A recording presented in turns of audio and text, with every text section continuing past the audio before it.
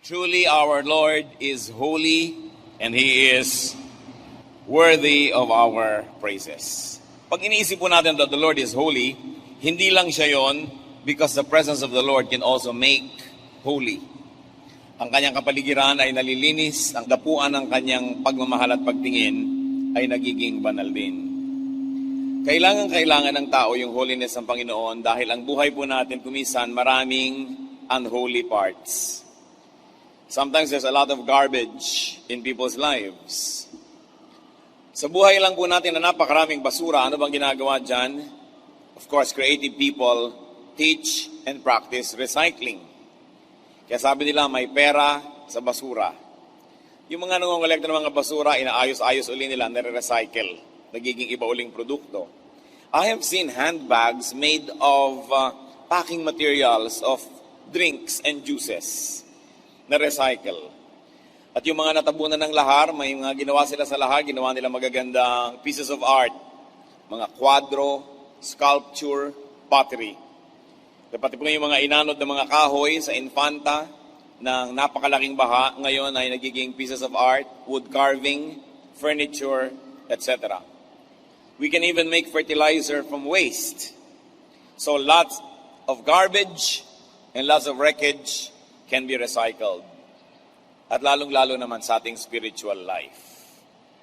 Ang ating pong pag-aaral ngayon, pagpapaganda sa pumangit, paggamit sa mga nasira, pagpapabanal sa mga dumumi, ang pamagat, recycle your life.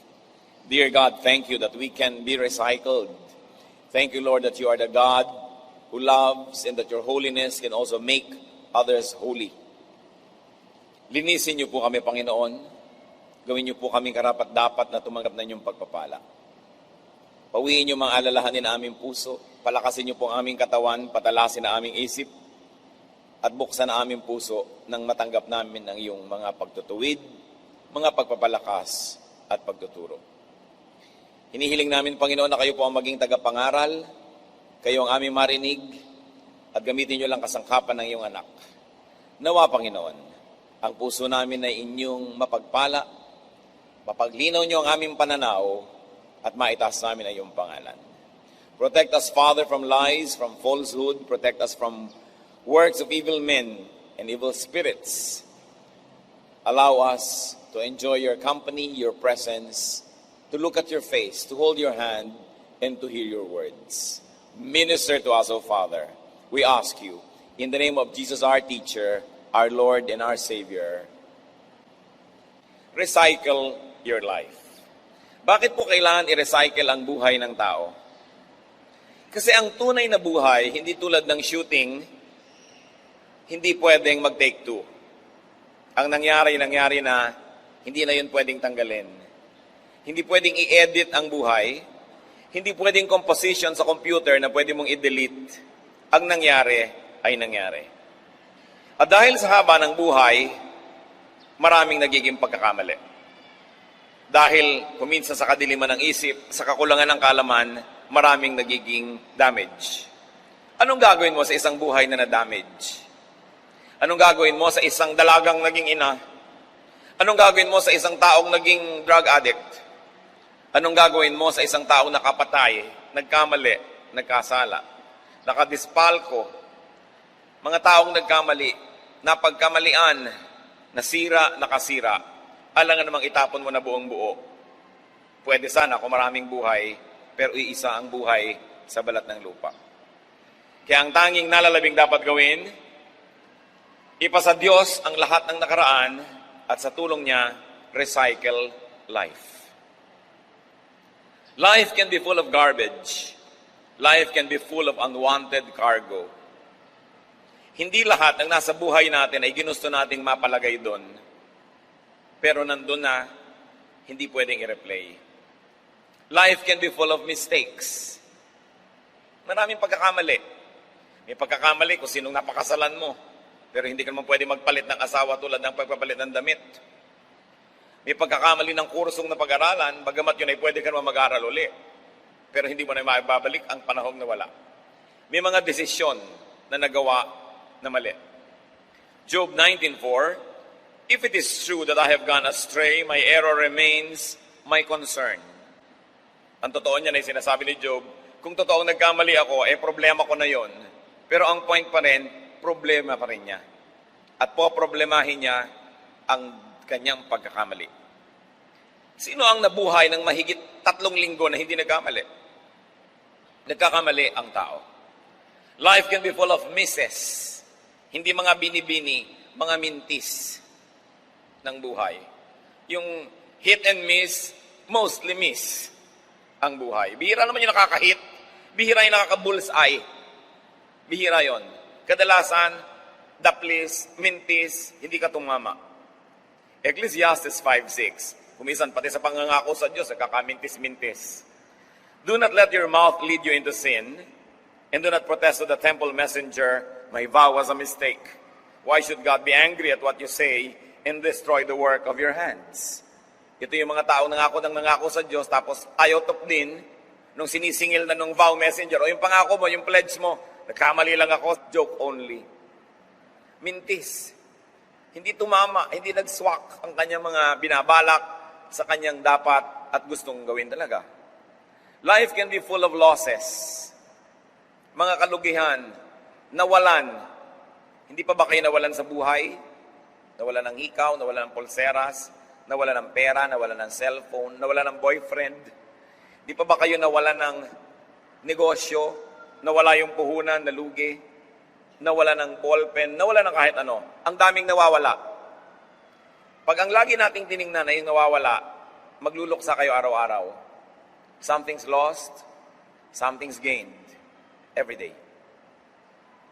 Ecclesiastes 5:13-14, I have seen a grievous evil under the sun, wealth lost through some misfortune, so that when he has a son, there is nothing left for him.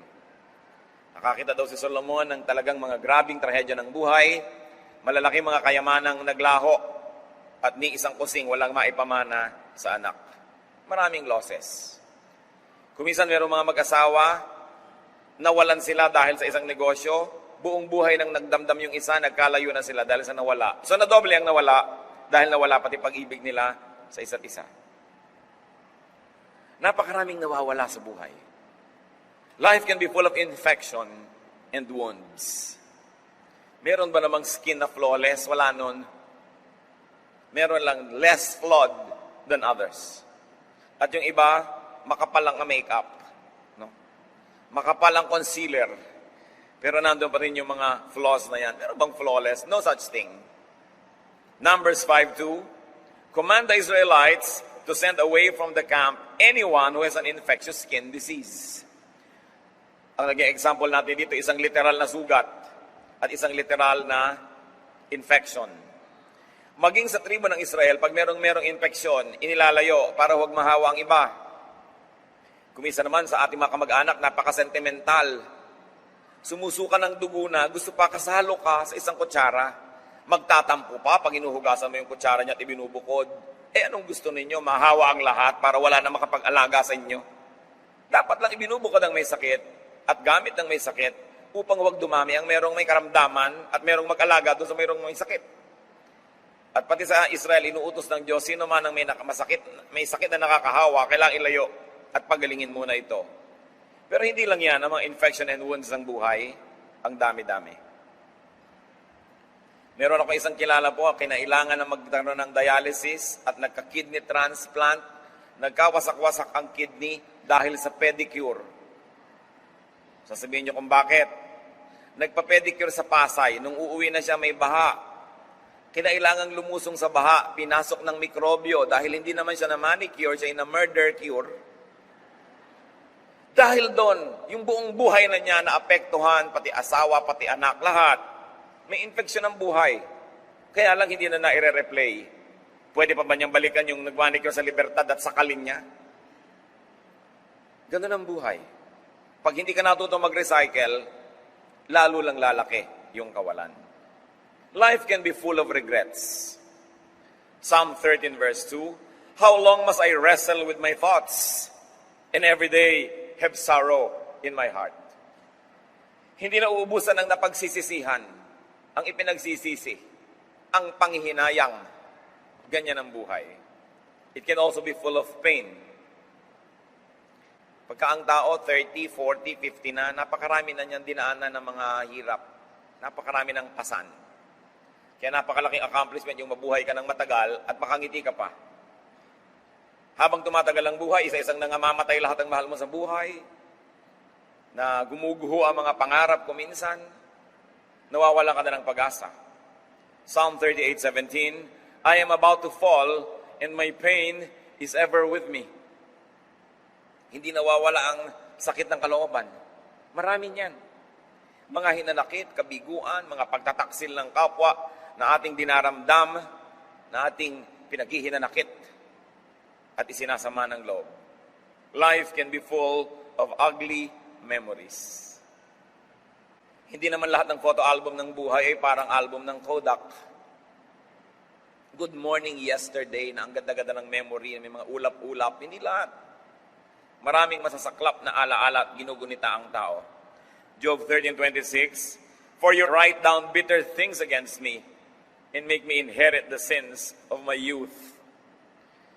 So pati daw mga kasalanan ng kabataan ay nagbabalik, sapagkat ang lahat ng pagkakamali ng tao ay nagbabalik sa kanya. Dahil sabi rin sa Biblia, kung anong itinanim ay inaani. Kaya yung mga masasarapang buhay na maraming nagawang kamalian ay may nervyos din yan kung kailan sila babalikan. Hindi rin natatahimik. Kaya higit lalong mabuti na nagtatanim ng maganda sapagkat alam mo rin na babalik at babalik. But yes, life can be full of ugly memories. Maraming bansa po ngayon, hanggang ngayon, ang mga turistang Hapones ay hindi welcome kasi naaalala pa nila yung pahirap na dinanas nila sa mga Hapon. An ugly memory. Maraming mga hindi umaattend ng family reunion kasi ang laman ng utak nila is an ugly memory of some cruel relative. Maraming ganon. Life can also be full of enemies. Inaway mo o inaway ka, pareho rin ang ending, magkaaway kayo. Psalm 13 verse 2, how long will my enemy triumph over me?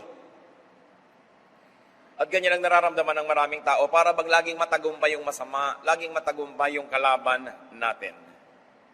Pag inisip natin, napakaraming pabigat ng buhay, ang daming basura, kaya lang anong gagawin mo? Hindi naman yan pwedeng itapon. Akala po ba natin nagtatapon tayo ng basura? Hindi. Nakita nyo, lahat ng basurang ibitatapon ng tao sa ilog, bumabalik pag bumaha. Hindi naman nawala eh. At kahit anurin pa yan ng ilog at madala sa dagat, nakaalis ba sa planetang Earth ang basura? Hindi. Kung polluted ang ating hangin at umihip ang napakalakas na bagyo, nawala yung polluted air over the city. Pero sa nagpunta, lumipat lang yun na ibang lugar. Wala namang ibang pupuntahan, nandito rin sa Earth. Kaya napakahangal ng mga tao na nagpo-pollute, sumisira ng environment. Akala nila mawawala yon, kasama rin natin yon. At isang napakalaking kamalian ng marami. At pinagtataka ko ito kung bakit meron tayong national vice na magtapon sa ilog ng basura. Akala mo ba, pag inanod ng tubig yun at hindi mo nakatapat, ay wala na yung basura, lumipat lang yun ng lugar. At bukas, ang basura mo, yung galing doon sa taas, na inanod patungo sa'yo. Bakit hindi matutunan yon? Anong gagawin sa basura? I-recycle. What to do with this garbage? Do we bear with it? So lahat ng pinag-usapan natin at mga iba pang hindi nabanggit, lahat ng hirap at basura ng nakaraan, bubuhatin na lang ba natin pagtitiisan ang alingasaw nun sa ating buhay? No. Because people can be free in the Lord. The Lord is wonderful at making new things out of old things. The Lord sets free even from one's own garbage. Galatians 5:1, it is for freedom that Christ has set us free. Double use of the word free. Para sa kalayaan, kaya tayo pinalaya. At saan kaya tayo pinapalaya ni Jesus? Pinapalaya tayo mula sa basura ng nakaraan, na kung hindi sa Kanya, at kung hindi sa ating pagsuko sa Kanya, ay kailangan nating pasanin, pagtiisan, at amuyin habang buhay. People can have another life. People can have another chance in the Lord. Maging yung babaeng nahuli sa akto ng pangangalo niya, pinakasukdula na ng pagkakahiya ito at pagkakasira ng reputasyon at pagkatao at hinaharap. hindi siya kinondena ng Panginoon, hindi siya inusgahan. At yung mga taong gustong bumato sa kanya, sabi ni Lord, yung walang kasalanan, mauna na. Siyempre, walang nangahas dahil lahat may kasalanan. At nung tumunghay muli ang Panginoon, ay sila na lang dalawa ng babaeng natira doon sa lansangan. Nag-uwi na yung iba't napahiya. At sabi niya sa John 8:11, "Did anybody condemn you?" And the woman said, "No one. Neither do I condemn you." Jesus declared, "Go now and live your life of sin." Recycling at its highest. Sabi, napahiya ka na sa buong village na ito. Nung araw naman kasi, kung saan ka ipinanganak na baryo, doon ka na mamamatay. Hindi tulad ngayon. Kaya ang buntot mo, hila mo buong buhay. Tanda ng lahat ang ginawa mo kahit nung maliit ka pa hanggang paglaki mo, walang kakalimot. Pero ang sabi ng Panginoon, walang naglakas ng loob na mahumusga sa iyo, hindi rin kita husgahan at hindi kita i-condemn. Hindi kita hatulan. You know what Jesus just did? Jesus saved somebody from becoming a garbage. Because garbage is created by condemnation. Pag binaliwala mo na ang halaga ng isang bagay, doon pa lang siya nagiging basura. Pero habang iniingatan mo pa yung kahon ng sapatos na binili mo pa noong 1981, hindi pa siya basura. Pero sa tingin ng kapatid mo, nalinis ng linis, basura yun, gusto niyang itapon. Kasi winala niya ng halaga. Pero habang pinapahalagahan mo pa, hindi pa basura. At ganoon ang ginawa ng Panginoon sa babaeng nagkasala. Pinahalagahan. Kung ganon, hindi naging basura. Nagiging basura lang isang bagay o isang tao pag tinanggalan natin ng halaga. At salamat, hindi inaalis ang Panginoon ang halaga ng tao. Pinahahalagahan niya kahit sino, kahit pa nga yung nahuli sa akto ng pagkakasala. Life becomes a garbage when life is condemned. Kaya nakita niyo po yung mga tao na nagpapakamatay kasi they condemn their lives. They end it because they no longer find meaning in it. Ano mga buhay yung umaasenso, yung pinapahalagahan? Anong tao yung tumataas, yung nagbibigay ng dangal at ipahalaga sa kanyang sarili? Sapagkat habang pinapahalagahan mo, basura man sa tingin ng iba, yan ay kayamanan. Jesus did not condemn, but prescribed renewal. He prescribed restoration and reuse. In other words, Jesus prescribed recycling. Meron kayong mga kabasurahan sa buhay, meron tayong mga kasiraan, may mga pinroblema, kapintasan, recycle your life. That's what God wants to happen. Huwag niyong isumpa ang nakaraan nyo, kahit ano pa yon. Kasi hindi niyo pwedeng sumpain ang nakaraan, hindi niyo susumpain niyo yung sarili. Sapagkat kayo rin yon. Hindi niyo pwedeng baliwalain ang isang bahagi ng nakaraan o ng inyong buhay na hindi niyo babaliwalain ang isang bahagi ng inyong pagkatao. Salamat ang Diyos, God of recycling. John 3:3, Jesus declared, "I tell you the truth, no one can see the kingdom of God unless he is born again." So to be born again is just another term, to be recycled. Kailangang ipanganak kang muli, magkaroon ka ng bagong halaga, magkaroon ka ng bagong pasimula. Tulad ng babaeng nagkasala, talikuran mo ang iyong kasalanan at magbagong buhay ka. Kasi, pag hindi ka nagbagong buhay, ang gagawin mo lang, susumpain mo yung dati mong buhay. Pag sinabi nating eternal life, pag sinabi nating kingdom of God, it's not only eternal salvation in the next life, but very importantly, to have a brand new life and beginning on earth, this side of eternity. Another chance.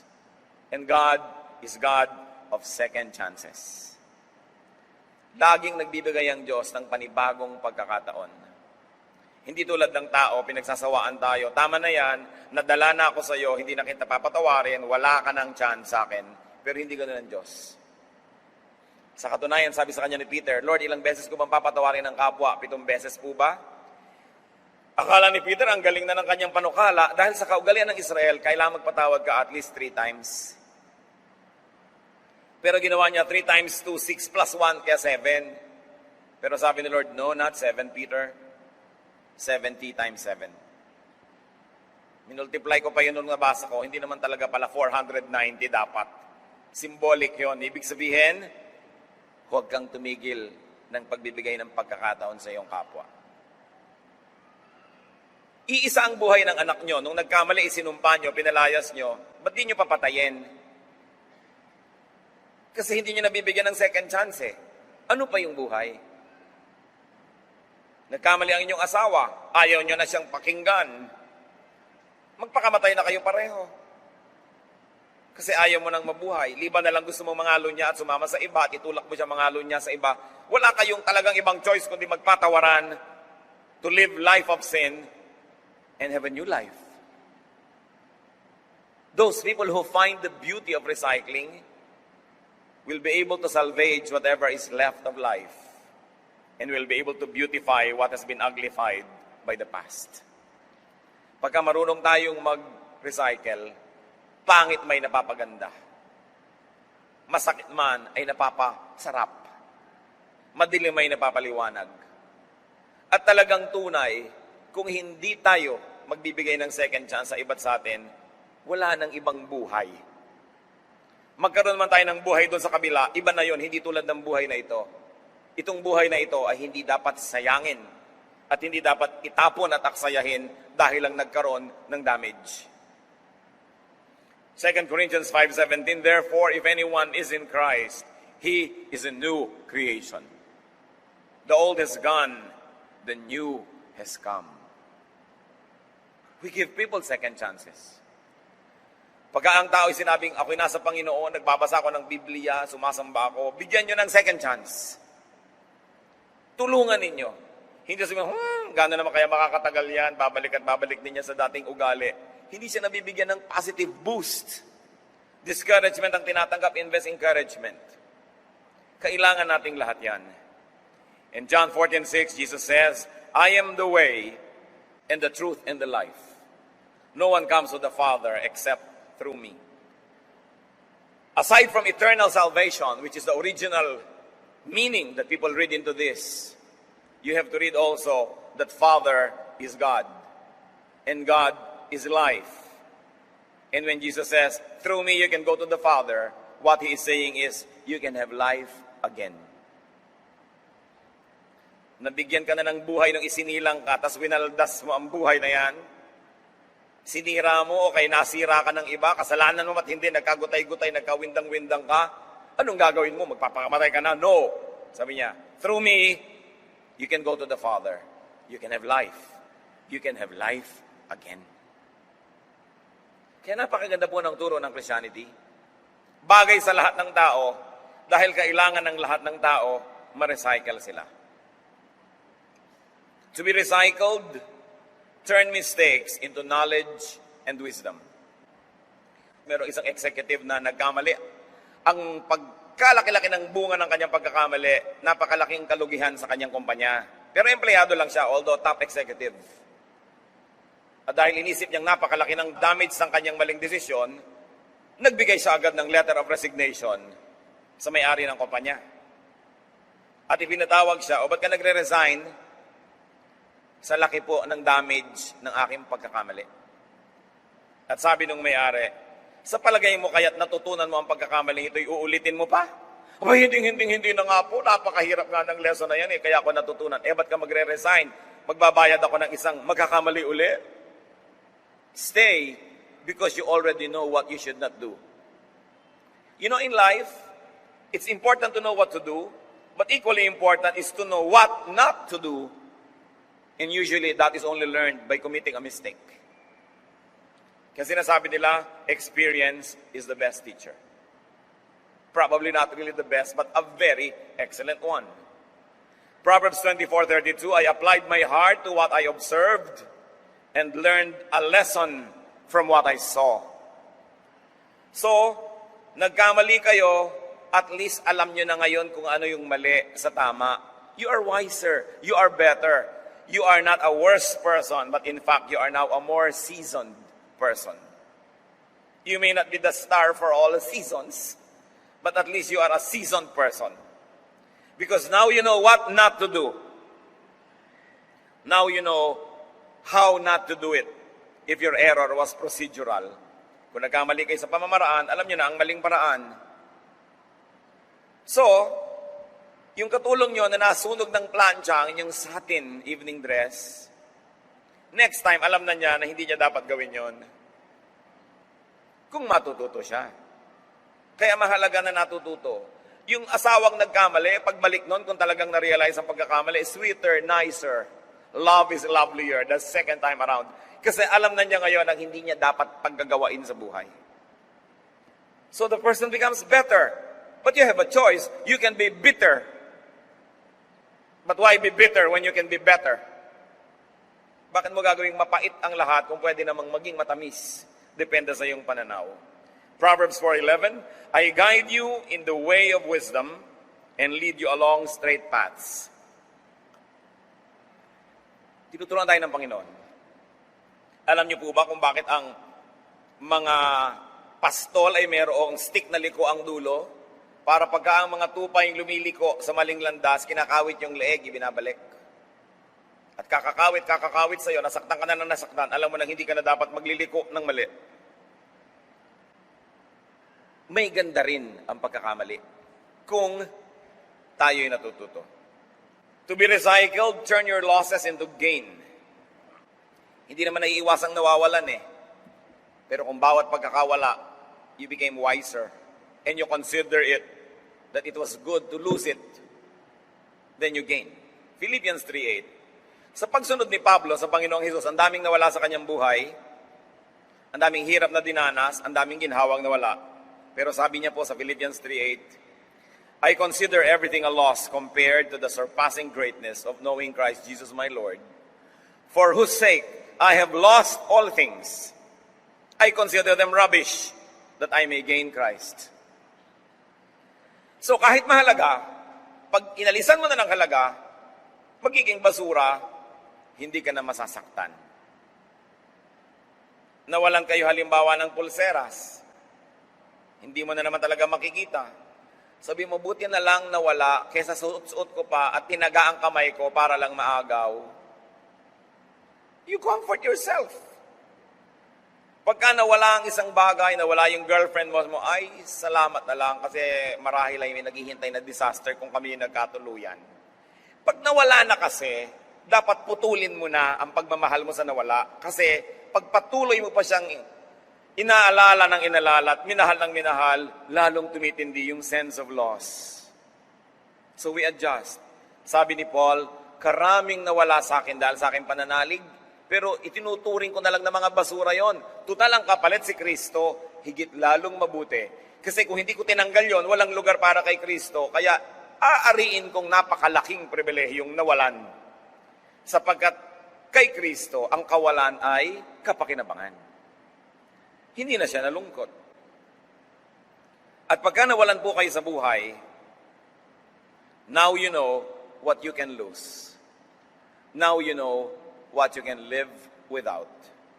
Kung minsan you're very dependent on someone, on something, and then nawala yon, nalaman mo, buhay ka pa rin naman pala, napatunayan mong, hindi ko naman talaga pala kailangan, so bakit ko ba sinasamba? Ba't ko ba hinahabol-habol? Pwede naman palang wala. And then it adds to your freedom. Luke 9:25, for what good is it for a man to gain the whole world and yet lose or forfeit his very self? Kumisan kasi kagustuhan natin na i-maintain ng isang tao ang isang bagay sa ating buhay, nagpapakaaba na tayo, nandyan lang siya. Pero nung talagang wala ka nang magawa at nawala, ay kaya ka naman palang mabuhay. Then you declare freedom because God wants us free from idols. To recycle and to be recycled, turn your infections into inoculations. Yung bakuna. Alam niyo po ba ang nilalagay sa bakuna? Mikrobyo. Kung gusto mo magpaturok ng gamot para hindi ka tabla ng kamandag ng ahas, ang itinuturok sa iyo, kamandag ng ahas. Gusto mo magpaturok ng anti-TB, yung anti-tuberculosis, para huwag kang tablan ng tuberculosis, ang ituturok sa iyo, mikrobyo ng TB. Kasi yung mikrobyo na yon, pagka pumasok sa katawan mo, nakipagmabutihan doon yung katawan mo ngayon, at natalo ng katawan mo, dahil konti lang yung nilagay, panalo yung katawan mo, pagdating nung tunay na mikrobyo, kakampi na ng katawan mo yung naunang mikrobyo, pagtutulungan nila yung kamag-anak niyang mikrobyo, kayo ang mananalo, yun yung inoculation. So, when you're inoculated, you are tougher and you are stronger. Now do the same thing with anything. Pag may dumating sa inyong lungkot, gawin yung inoculation para pagdating ng ibang lungkot, sanay na kayo, mananalo na kayo. Pag may dumating sa inyong pagkalugi, pag may dumating sa inyong kabiguan, gawin yung kaibigan para pagdating ng mas malalakit, mabibigat na mga kalugihan sa buhay, sanay na kayo, panalo na kayo. Every disadvantage could be turned into an advantage, especially when God is on your side. Just do not allow the serpent sting you twice. Alam naman, paulit-ulit na lang kayo na-infect. Kailangan natututo rin tayo. Hindi lahat ng bagay na pumapasok sa ating buhay na hindi natin gusto ay dapat tanggalin. Si Paul, isang hiwaga at hindi sinabi sa Biblia kung ano yung tinatawag na thorn in his flesh. Sabi niya, alam niyo, meron akong tinik na nakabaon dito sa aking laman. Mahirap yun, ha? Yung may tinik kayo sa inyong laman. Ilang ulit ko nang hiningi sa Diyos na tanggalin. Sabi niya, hindi ko tatanggalin. Mabuting meron kang ganyan. Siguro yung mga tao, pag nakikita nila si Paul, perfect na sana si Paul kung wala lang siyang tinik. Pero anong magagawa mo nandun? Hindi po sinabi ko ano yon. Yung ba isang uri ng sakit? Yung ba isang uri ng physical deformity? Yung ba isang uri ng psychological situation or problem? Hindi sinabi ko ano yung thorn in his flesh, pero nagpapahirap sa kanya yon. Ang galing-galing na sana niya. 2 Corinthians 12, 7-9. To keep me from becoming conceited because of these surpassingly great revelations, there was given me a thorn in my flesh, a messenger of Satan to torment me. 3 times I pleaded with the Lord to take it away from me, but he said to me, my grace is sufficient for you, for my power is made perfect in weakness. Therefore I will boast all the more gladly about my weaknesses, so that Christ's power may rest on me. Yun ang paliwanag ni Paul doon sa thorn in the flesh. Sabi niya, para hindi ako lubos na maging palalo, dahil pwede na ako maging palalo sa bigat, tindi at ganda ng mga ipinapakita sa akin ng Diyos. Sa kanya mga ipinapahiwatig at ipinapaliwanag na naituturo ko sa mga tao, pwede na talaga ako magyabang, sabi niya. But to keep me from becoming conceited because of these surpassingly great revelations, binigyan ako ng Diyos ng thorn in the flesh. Isang matatawag na kapintasan. Isang matatawag na kahinaan. Sabi niya, 3 beses akong nanikluhod sa Panginoon, takiusap na alisin ito. Subalit sabi niya, hindi. Mananatili ang kapintasan na yan, mananatili ang kahinaan na yan sa'yo, at pupunan ko na lang ng aking grasya para hindi yan ang makapanaig. Sabi ni Pablo, it's hard to be humble when you're great like me. So the Lord limited the greatness and gave me my thorn in my flesh, so that I will be automatically weakened in some parts of my life, and therefore I will always need God and not be independent from God. Ano kaya yung weakness na yon? Marami nagtatanong lagi, hindi natin alam. So people allowed Paul, a great leader, to have a weakness, to have a thorn in his flesh, because it was the will of God that he would not be perfect. Sabi niya, sa dami at sa tindi ng mga revelation ng Diyos sa akin, sinamahan niya ng weakness para manatili akong grounded at patuloy na umaasa sa kanyang grasya. At kung yun ay niloob ng Panginoon na nandun, sino naman tayo para pilitin ng Diyos na alisin yun? Even the thorn in the flesh can be recycled, because every weakness that is surrendered to God can be a channel for God to strengthen you. Ang lahat ng walang lamang sisidlan ng ating buhay ay nagiging pagpapala sapagkat pinupuno ng Diyos. Kung wala ka nang natira na walang laman, ano pa ang pupunuin ng Diyos? Kaya sabi niya, kahit yung mga walang laman, kahit mga kahinaan, ariin ninyong pagpapala, basta isinusuko nyo sa Diyos.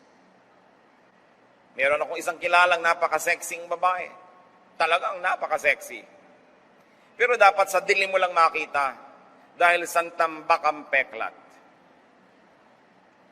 Sabi niya, alam mo, pang night swimming lang talaga ako. At kailangan walang tubig sa ilalim ng pool para ako maligo. Yung silhouette niya, napakaganda, ideal. Pero pag niliwanagan mo, no, nakakabit na yata sa balat niya ang lahat ng peklat sa mundo. Sabi niya, salamat na rin, nagkagani-ganito ako. Kasi kung hindi siguro, kung saan-saang lupalog ko paghahampasan ang katawan ko sa ganda. No? So, naobliga siyang magtago-tago ng konti. Sabi niya, nakatulong yan para rin ako maging modest. So, kung meron po kayong matatawag na kapintasan, siguro kung wala yan, ang yabang nyo na. No? Kahit sa ating mga leaders, huwag nyo hanapan ng perfection. Tulad ni Paul, may thorn in the flesh. Take the thorns as well as the roses. It's part of the same plant. Hindi pwedeng bulaklak lang. Ang bawat rosas ay may kasamang tinik. Ganun talaga ang buhay. To recycle, turn your regrets into resolutions. Huwag kayong laging magsisi. Huwag kayong laging sayang.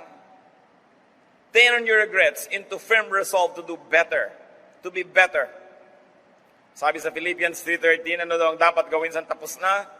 Forgetting what is behind and straining toward what is ahead. Wala nang magagawa sa natapos. Huwag nang idamay ang ngayon at bukas dahil sa pagmumukmok nyo, dahil sa nakaraan. Tapos na yon. To be recycled, stop saying, if only. And start saying, next time. Yung mga naglalaging if only, malungkot yan eh. Kung ito lang yung ginawa ko, kung doon ako nagpunta, kung sana itong ginawa ko, tapos na. Stop saying if only. Then say, next time. Pag yung asawa nyo, nagger, nagdadrive kayo, meron kayong maling liko. Ayan, sabi ko sa iyo, doon ka lumiko. Sabi nyo, next time. Tapos ang kwento. No? Kasi sasabihin siya, if only. So, next time. May next time pa. Buhay pa tayo. And tell yourself that, next time. No? Pag lagi ka nalang nadedenggoy ng boyfriend mo, manalaming kasi mo, next time. Huwag naman, papadenggoy ako ulit. No? Tama na yung 10 kalbaryo sa buhay, huwag mo nang gawing 11. Kailangan matuto rin ng tao. But you know, God always gives a next time. God is wonderful. God is so lovable. Hindi kanya binibigyan ng kota, hanggang dyan ka na lang. Habang nandyan ka, habang may buhay, may pag-asa. Pwedeng baguhin ang kalagayan ng tao. To recycle, turn your pain into numbness. Bakit may kalyo ang paa? Kasi laging nababangga ng sapatos o ng strap o ng buckle ng sandals, nasasaktan ang paa, nagde-develop ng kalyo para huwag nang masaktan muli. Tinatanggal naman sa foot spa. Masasaktan uli ang paa mo. Gagawa uli siya ng kalyo. At dahil sa mga kalyo, nagkaroon ng industriya ang foot spa. Ang totoo, maganda ang paang maraming kalyo kasi hindi na makakaramdam pa. Nakatapa ka ng Tamtax, hindi mo naramdaman, di ba, pagpapala? Bakit sobrang pinaninipis? At kung hindi likas na mapula, lalagyan pa ng mercurochrome para kunwari ay pula at kay nipis-nipis. Samantalang ang paa dapat talagang makapal. Yung mga paang mga parang luya, mga daliri, pag umakyat kayo ng bundok, di kayo madudulas. Pag umakyat kayo ng pulo, nakakapit yan sa mga sanga. Napakagandang paa. Pero anong tingin natin? Pangit, napapangitan tayo. Marami pong maganda sa buhay, napapangitan tayo. No? Kaya yung mga karanasan natin, minsan magandang maging manhid. Kung sobra kayong sensitive, lagi kayong nagdaramdam. So huwag kang maging manhid sa mga tamang dapat maramdaman, pero maraming bagay pinapalampas na lang. You know, lahat ng comment ng tao, papakinggan nyo, lulungkot lang kayo. Dapat may pinapalampas ka. Not everybody will like you, tanggapin mo na yun. Only few will love you. Ilagay mo yun sa statistics para hindi ka laging malungkot. Turn your pain into new sensitivity. Psalm 30 verse 11, you turn my wailing into dancing. You remove my sackcloth and clothe me with joy. Sabi, O Diyos, salamat na lang. Ang pananangis ko ay pinalitan mo ng pagsasayaw at pagsasaya. Ang pagluluksa ko ay pinalitan mo ng magagandang bihis ng kasiyahan. Dapat ganun. Lagi na lang ba kayong nakasaklot at nakaluksa? Palitan nyo yan. Lagi na lang ba kayong iiyak-iyak na nanangis, nagdaramdam? Palitan nyo yan. Sapagkat bihirang nagdaramdam ang pinapansin ng mga tao. Kaya yung mga nagdadamdam, nagtatampo. Lagi nilang nagtatampo uli. Dahil nagtatampo na ako, hindi mo ko pinansin, so magtatampo pa ako uli. Puro lungkot ang gagawin niyo sa buhay niyo. Ang maraming lungkot ang tao, iniimbento lang. At ang maganda po, mga kapatid, kung tayo talagang nasaktan, how can it be recycled? Turn it into new sensitivity. Now you can be kinder to those who are in pain. Pag nakaranas ang tao ng lahat ng kapaitan ng buhay, dapat nagiging mas mabait siya. Mas nauunawa niya at natutulungan yung mga dumaranas ng mga kapaitan. To be sensitive and helpful to those who are in pain. In that case, your pain becomes your qualification to minister. Kaya kahit ang mga artista, hindi nakakaarte ng ganap yung mga sobrang bata pa, wala pang napagraramdaman ng mga pain, sorrow, trouble. Pero pag seasoned na sila, ibig sabihin marami nang naranasan, nabibigyan buhay nila yung mga papel na kanilang ginagampanan. And what is so important is, though you are in pain, our God comforts us. 2 Corinthians 1, 3-4, God is God of all comfort, who comforts us in all our troubles, so that we can comfort those in any trouble with the comfort we ourselves have received from God. Sabi tayo, ipinagiginhawa ng Panginoon, una, upang tayo guminhawa, at pangalawa, para matutunan natin kung paano magpaginhawa ng kapwa-tao. Na kung ano ang ginhawa at pagmamahal na tinanggap natin sa Diyos, ay yun din ang ating ipaabot sa ating kapwa. So kung napakarami niyo nang naranasan ang kapaitan at kalungkutan, you are very qualified to minister to others. You can be workers and servants of the Lord. So huwag niyong masamain yun. Mas mauunawa niyo yun. Tulad ng, kung meron tayong mga kamag-anak na nagdusa sa cancer, ngayon, mas makakatulong tayo at makakapagbigay ginhawa doon sa mga nagdurusa pa lang. Yung mga ina ng mga nabilanggo, mas nakakapag-minister sila ngayon sa mga ina ng mga bago pa lang at nabibilanggo pa lang ng mga anak. Ang lahat ng tao po may pagkakalagyan. Lagi tayong may ministry. Turn your pain into your badge so that you can serve. Kung ganon, hindi na sayang. Dahil pinakinabangan ng iba, ikinalugod ng Panginoon at natural magbibigay din ng pagpapala sa inyo. To recycle, turn your ugly memories into lessons, into badges of honor for having survived. Turn your ugly memories into beautiful dreams, into wonderful aspirations for a better life. Psalm 90:15, make us glad for as many days as you have afflicted us, for as many years as we have seen trouble. Sabi, Lord, kung paano ang dami ng hirap na nadanas namin, ganun din sana mga araw na iparanas niyo sa amin na masarap, maganda, kaibig-ibig. Napakarami po mga tao umasenso galing sa hirap. Kaya sila umasenso dahil galing sila sa hirap, ayaw na nilang maging mahirap muli. Meron naman mga taong hindi umasenso dahil galing sa hirap. Parehong galing sa hirap, pero anong ginagawa ninyo sa inyong naranasang kahirapan? If you will turn your ugly memories into motivation for you to dream and aspire so that it doesn't become a permanent fixture of your life, then it becomes a badge of honor. Pero pag lagi niyong ginawang excuse, mahirap lang kasi kami, kaya nandito ako ngayon, lasenggo. Mahirap kasi kami, kaya eto ko ngayon, batugan. Mahirap kami, kaya ang dami-dami kong anak. Mahirap kami, kaya eto kami ngayon, palaboy-laboy. Hindi ka natuto. Pero may mga mahirap na sabi, isinumpa kong hindi na ako magugutom muli, kaya ako nagsikap. Isinumpa ko, na hindi na ako titira uli sa ilalim ng tulay. At para kang si Scarlett O'Hara, na sabi niya, I shall never go hungry again. Sa isang napaka-classic na pelikula.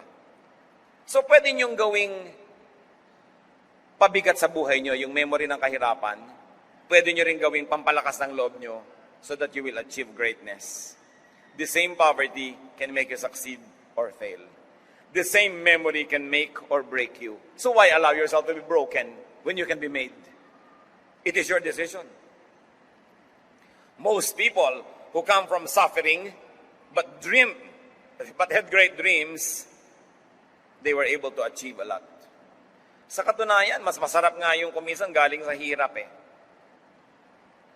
Yung mga magulang, alam nyo siyempre pag nagiging matanda na ang tao, nagiging mukhang pera. Kasi gusto na maging comfortable, marami nang nakitang hirap. Kaya anak, sino ba yung nanliligaw sa'yo? Mayaman ba yan? No? Pagka mahirap, naku, nakasimangot ang magulang. Pag mayaman, de kotse.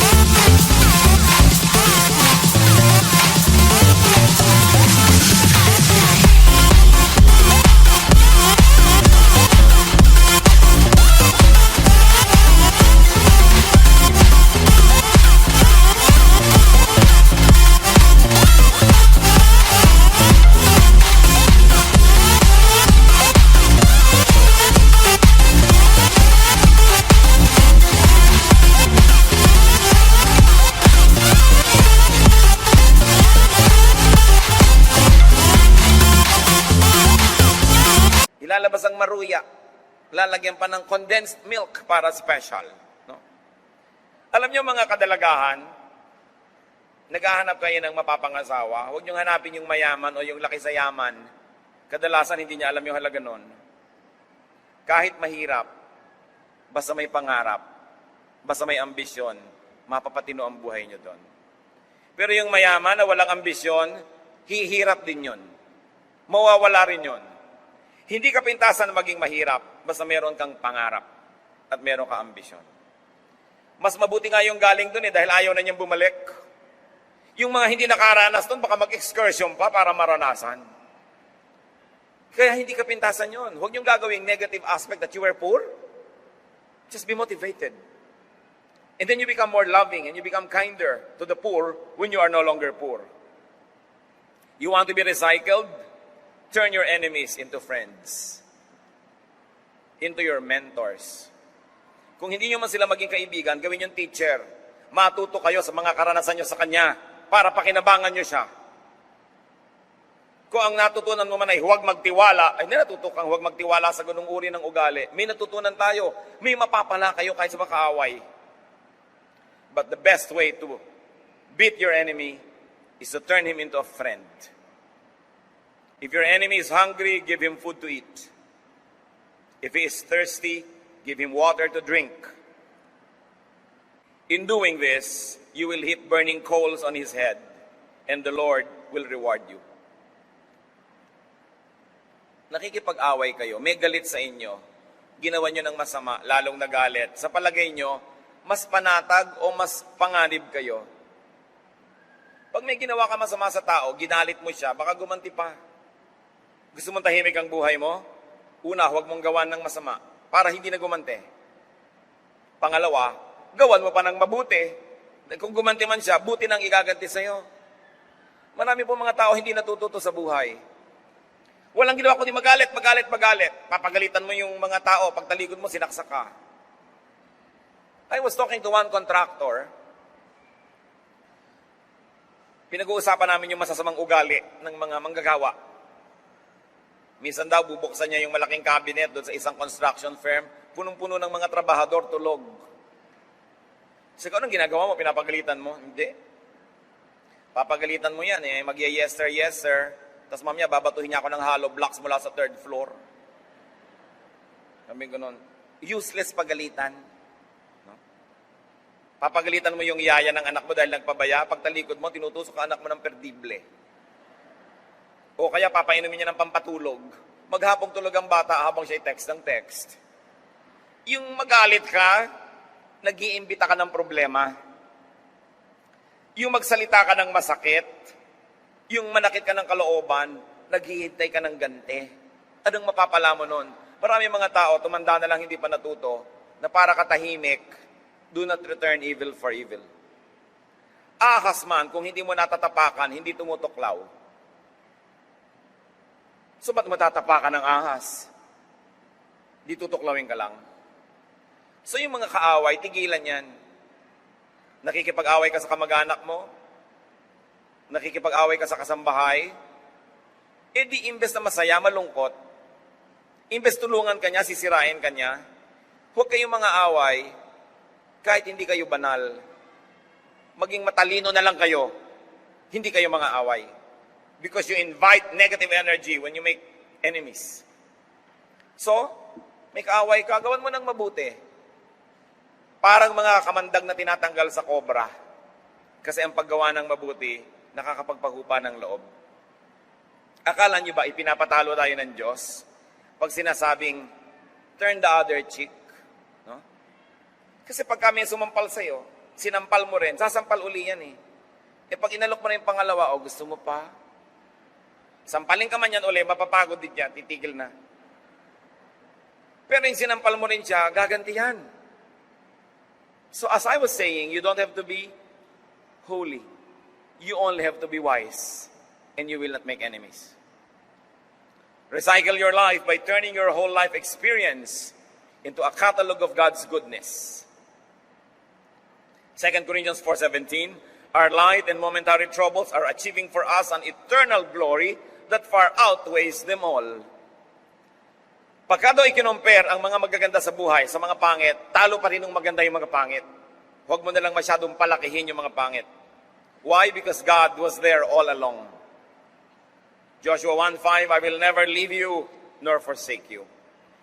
And you are here no matter where you came from, saan ka man pusali, hinugot, nandito ka ngayon dahil nag-survive ka because God helped you survive. Ano ang patunay na mabuti ang Diyos? Na nandyan kayo't buhay, yun ang patunay. Nalampasan ang lahat ng nalampasan dahil nandun ang Diyos. 1 Corinthians 10:13, God is faithful. Even in temptation, He will not let you be tempted beyond what you can bear. But when you are tempted, He will also provide a way out so that you can stand up under it. God offers new hope. Patuloy ang Diyos na nagbibigay ng pag-asa ng kinabukasan ng buhay. Lamentations 3:22-23, the Lord's great love and His compassions never fail. They are new every morning. Yung may bagong umaga, may bagong pag-asa. Ganun ang ibinibigay ng Diyos. So kung binabalikan po natin ang ating buhay, huwag niyong gawing listahan ng mga reklamo. Gawin niyong listahan ng mga pasalamat at papuri sa Diyos. Turn your past, your history, into a catalog of God's goodness instead of a list of grudges. Huwag niyong gawin na ang buhay niyo ay listahan ng mga reklamo, hinaing mga reklamo at lungkot. Psalm 31:19, how great is your goodness, which you have stored up for those who fear you, which you bestow in the sight of men on those who take refuge on you. Napakadakila ng pag-ibig ng Diyos na kanyang iginagawad doon sa mga sumisilong at nagpapasakop sa Kanya. Turn your experience into a lesson for you. Turn your experience into a manual in life for you and for others. So nalaman mo na ang dapat gawin at hindi dapat gawin. Nalaman na natin ang maling hakbang at tamang hakbang. Pakinabangan ng iba. Ituro. Kaya lang, huwag niyo ituro sa ayaw makinig. Huwag kayo nagbibigay ng unsolicited advice. Pag hindi hinihingi ang inyong payo, manahimik kayo. Pero kung mayroong humihingi ng payo, handa tayong magbigay, nakabatay sa ating karanasan. Job 6:23, teach me, and I will be quiet. Show me where I have been wrong. Napakaganda yung pinagbubulay-bulayan ng kanyang mga bagay.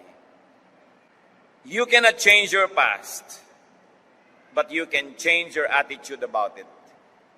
You can change your present, and you can make your future. Ang tapos ay tapos na, pero yung ngayon, kasalukuyan, ginagawa pa lang. Yung kinabukasan, gagawin pa lang. Bakit mo ubusin ang iyong panahon sa natapos na? Forget the parts of your past that sadden you. The parts of your past that weigh you down. Isaiah 43:18, forget the former things. Do not dwell on the past.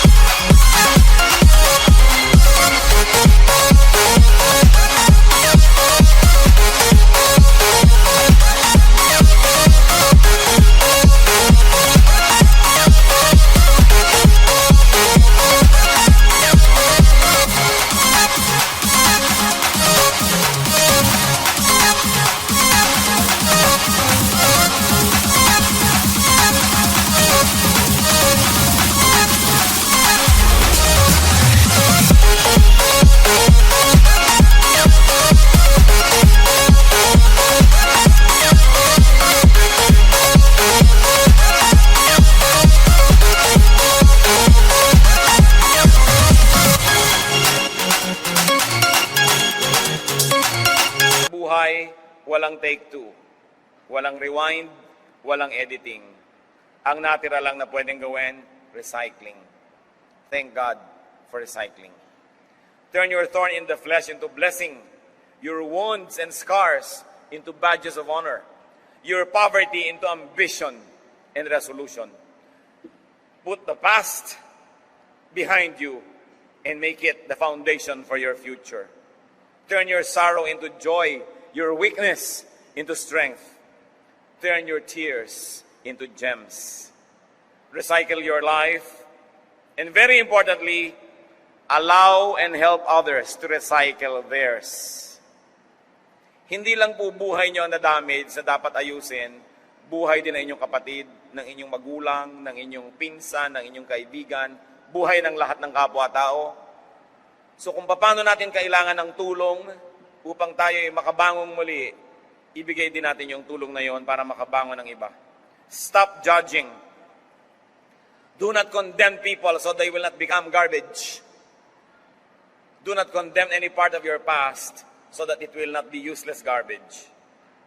At kung may mga mahal tayo sa buhay na nagkamali, tigilan ng pag-ungkat, tigilan ng paghukay sa mga naagnas ng bangkay na matagal nang inilibing sa nakaraan. Give people a break. Give them a chance. Give yourself and others a go for a brand new life. This is what Jesus is all about. Sabi niya, I came that you might have life and have it to the full. But it also means turning a new page, looking forward instead of backward. And even if you have to look forward, is only to look for lessons so that you may be well and better guided into the future. Aming Diyos, tingnan niyo po ang mga nakaraan naming lahat. Turuan niyo po kami makinabang maging sa mga kamalian. At turuan niyo po kami, Panginoon, na maging matulungin sa aming kapwa na magkaroon din sila ng mga bagong pasimula. Tigilan namin na ang mga panunumbat, ang pag-ungkat ng mga nakaraan, ang paghukay sa mga luma at mga tagal ng mga multong idilibing. Teach us, Lord, to look forward, not backward. Teach us to recycle our lives. Magbulay-bulay tayo mga kapatid sa ilang saglit. Hingan natin ang Espiritu ng Diyos ng mga personal na paalala sa atin batay sa ating mga napagbulay-bulayan.